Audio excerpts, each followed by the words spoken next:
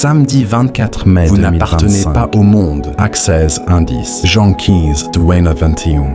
Comme tous les êtres humains, nous sommes facilement entraînés par l'effet de groupe. Si tout le monde pense, dit et fait la même chose, notre tendance naturelle est de faire de même. C'est souvent acceptable de faire ainsi. En France, lorsqu'une personne nous dit « Bonjour », comment ça va ? Nous répondons presque toujours que cela va bien, peu importe comment on se sent réellement. Ce mimétisme est normal, il protège notre intériorité des inconnus et il nous simplifie la vie. Mais parfois, ce que pense, dit ou fait tout le monde est moralement malsain. Dans ces cas-là, est-ce que je suis tout de même le mouvement ? Suis-je un mouton qui imite bêtement les autres ? Jésus, notre bon berger, nous dit qu'il nous a choisis pour être ses disciples. Vous n'appartenez pas au monde. Apprenez à faire comme moi pour votre bien et pour le bien d'autrui. Ai-je la sagesse de prendre du recul et de me demander « Jésus ferait-il ainsi ? Ai-je le courage de dire la vérité et faire ce qui est juste ?» Même lorsque cela m'oblige à aller à contre-courant, Jésus nous dit à nous, ses disciples et ses serviteurs, « Un serviteur n'est pas plus grand que son maître. Si l'on m'a persécuté, on vous persécutera.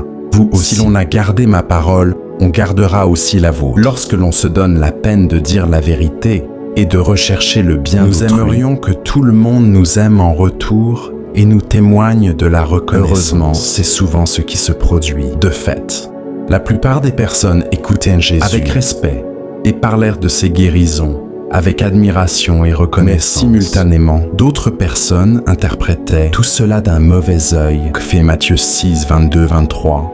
Ils inventaient des raisons pour condamner Jésus dans leur cœur et ils cherchaient à le discréditer aux yeux des autres. Ainsi sont les êtres humains. S'ils ont agi ainsi avec Jésus, ils le feront aussi avec nous. Lorsque nous avons de bonnes intentions et que nous œuvrons pour le bien de tous avec amour et respect, ne soyons pas surpris si quelques-uns nous soupçonnent et nous critiquent injustement. C'est normal. Ils l'ont fait avec Jésus et ils le font aussi avec nous. Comme Jésus, il faut l'accepter, ces critiques, comme partie intégrante de la mission de celui qui cherche à faire le bien. Est-ce que j'accepte cette réalité avec sérénité ? Lorsque Jésus nous dit « Si l'on m'a persécuté, on vous persécutera vous aussi. Si l'on a gardé ma parole, on gardera aussi la vôtre. » N'oublions pas la deuxième partie. De nombreuses personnes se laissent toucher par ce que l'on dit et fait. Et il y en a qui gardent la parole de Dieu dans leur cœur, qui se laissent transformer par Dieu et ont ensuite le courage d'accomplir ce qui est bien. C'est comme les grains de blé tombés dans la bonne terre, qui produisent ensuite à leur tour jusqu'à 100 fois plus.